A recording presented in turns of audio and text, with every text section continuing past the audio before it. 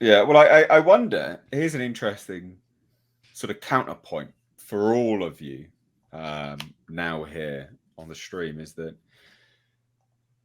obviously a lot of these businesses are now realizing that they can't keep pumping so much money into these movies and that they're just not getting the return because the interest is waning in this stuff.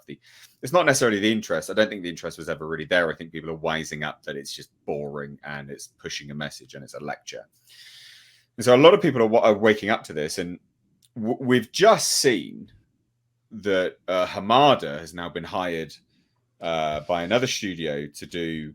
It's like a 10-year deal to produce low budget for streaming and release movies, horror. Paramount, and horror has always been one of those things. I mean, it made Blumhouse, right? Low budget horrors, fucking huge take-ins at the box office. Well, and I do wonder if now we're going to see a wave of these low budget horrors from every studio as an attempt to recoup a lot of this loss that is being made from this shit programming. I mean, I wonder what you guys think of that, because I think that I think how they got themselves genuinely think through we're the going to get 70s, right? Like outside of the few big hits they had in the 70s, horror films is what got them through. If you think about it, low budget horror films, it was stuff like Texas Chainsaw Massacre, Halloween, Friday the 13th. Yeah. Friday the 13th basically bankrolled Paramount through the 80s outside of Eddie Murphy and Tom Cruise. If you take those two out of the equation, as embarrassed as the Paramount was about Friday the 13th, they sure did make one every goddamn year almost. Why? Because they made a shit ton of fucking money. That's why. And because they cost nothing to make. And that's what these horror movies are all about. They cost absolutely nothing to make, and they have a very loyal audience. You know that, Nate. Like, they have a very loyal audience, and as long as you can keep the budget low and you don't have to keep, like, look at Halloween as a prime example. Nobody, even the people who made it, Universal, nobody ever expected that movie to make as much money as it did. No, they really did not. And we saw the same thing in the 90s with Scream.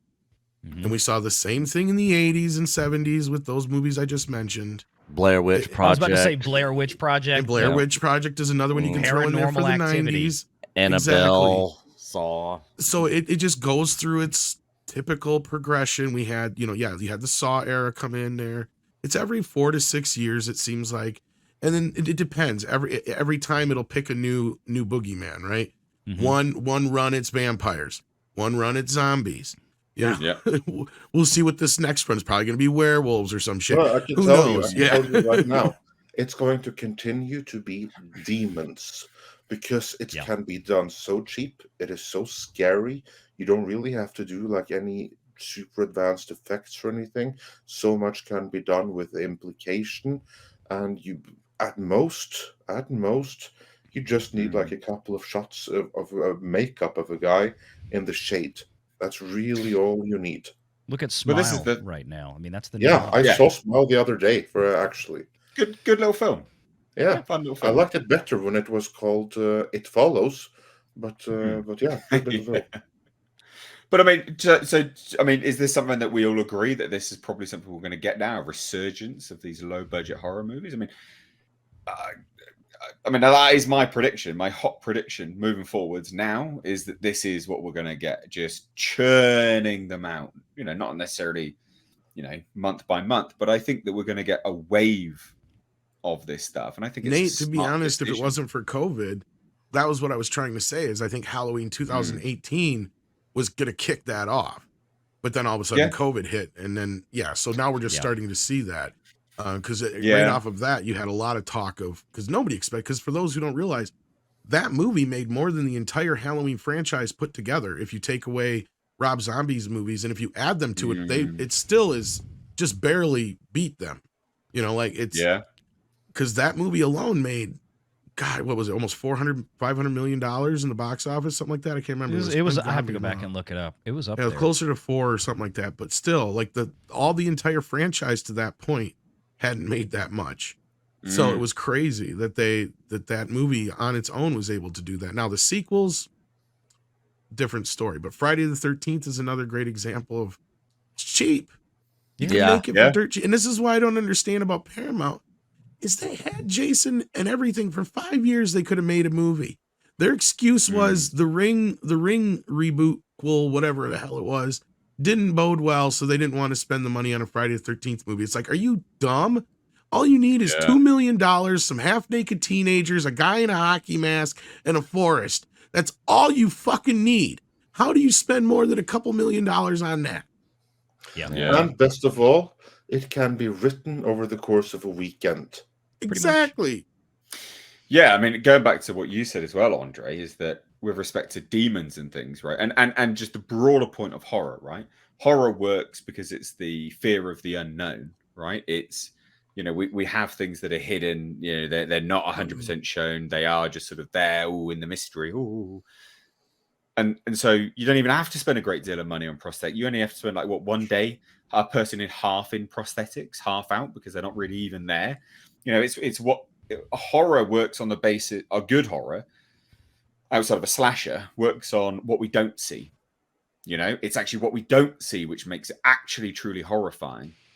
That's the thing of a good horror, is the things that we do not see and left to the imagination.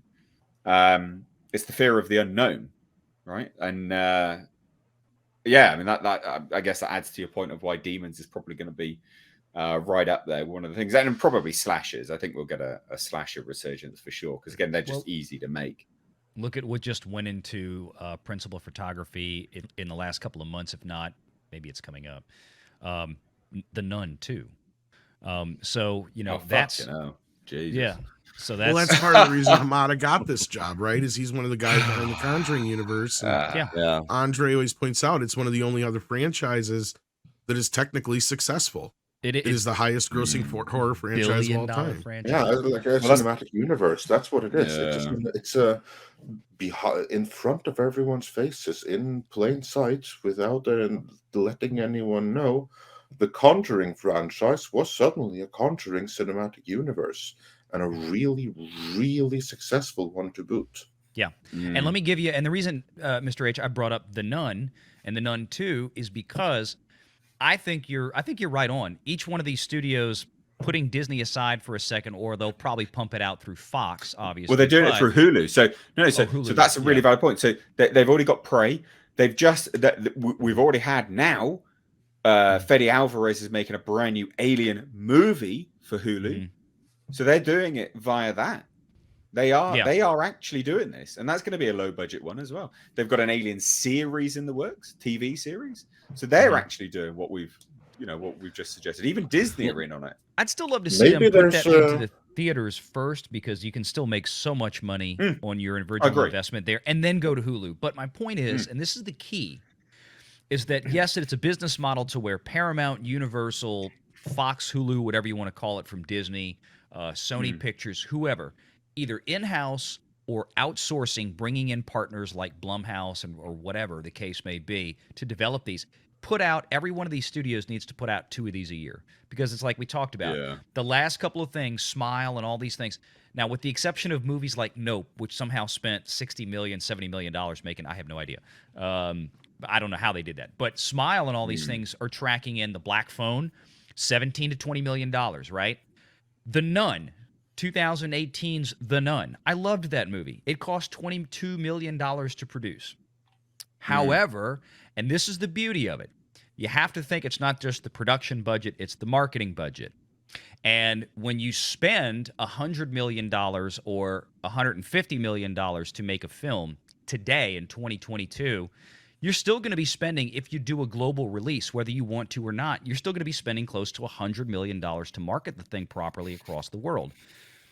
What you're doing with the horror movies is the same thing. They spent $20 million on production instead of $100 million, but they still spent $80 million to market The Nun. $80 million. That's insane, man. So, but it worked. More than it costs to make the movie. Well, yeah, because you have to. You have to. Because you still have to market it. But here's the thing with The Nun. It yanked in almost $400 million globally. So that's no way. Did it really? Yeah, it was like $375 million. Mad, man. That is nuts. So that's a Saffron production too. They knew what they had. What about the Nun? What about the Nun? What about the Nun Chucks? No, the chucks are amazing. They're holy. Yeah. Well, speaking of marketing, right? This is a shitty little. What's not even like it looks like dumb fun. Winnie the Pooh, Blood and Honey. Has anyone seen this? Oh, yes, I've seen this trailer. I'm sorry, Piglet. I've got to eat your face. This like it looks so crazy. Yeah, doesn't it? Right? Like it looks super cheap too. Super cheap. Look at the views. Trailer. 5 million views. 5 million. Oh, I'm totally watching this thing. Oh yeah, we're watching. But this is the point, isn't it? A film like this, a low-budget little horror like this, doesn't need a marketing budget. When well, some of them do. Some of these things, right? I mean, this was the image that was dropped initially. Was this girl with big tits sitting in the hot tub, right? That's how you promote a horror movie. Yeah. But it is, no, though. It's not. It's not. It is and it's not because Black Phone, The Nun. Annabelle. You're talking about an elevated horror shit. We're talking about classic horror. Shut up. Shut up. All those movies that I just said, appeal to chicks going to see the movies together and screaming their fucking lungs out. Yeah. Okay? That's what Romy and all her girlfriends, they go, all those movies they went to go see by themselves. No guys allowed. All right? Black Phone, blah, blah, blah, blah, blah. Dude, they're making bank. All right, now you can go with your elevated put downs. Well, no, that's why it's about the elevated horror, yeah. But there's nothing elevated about any of those movies, dude. For goodness sake. Talking about the lower budget ones, for instance, you know, proper low budget. You know, I mean, this Winnie the Pooh one's going to be made for literally peanuts, completely nothing from an indie studio, completely. You know, that's going to make so much money. So much money. Well, they've already announced that they're going to do another one based on, I think it was Peter Pan. Yep. Which could be hilarious. Well, that one's going to take place on Epstein Island. Oh, yeah, probably. Because, you know, Captain Hook has a thing for young boys. So. Yeah. Oh, and lest we forget Terrifier. I mean, Terrifier 4 and 5 are all coming. No, but the biggest mistake they made in this Winnie the Pooh thing is they should have had me come in and do the voice, man. It's not going to be the same. Yeah. They made Christopher Robin, come out to play. Such a crime. Well, not with your voice right now, Tom. Like I know it sucks right now, but normally I can do it better. Winnie the Pooh. What's wrong with your voice, Tom? I have a head cold from hell, and I barely got my voice back just to come on here. But yeah. I said, just as an FYI, everyone, I said to Tom, I was like, go rest your voice, mate. You don't need to worry. Don't come on.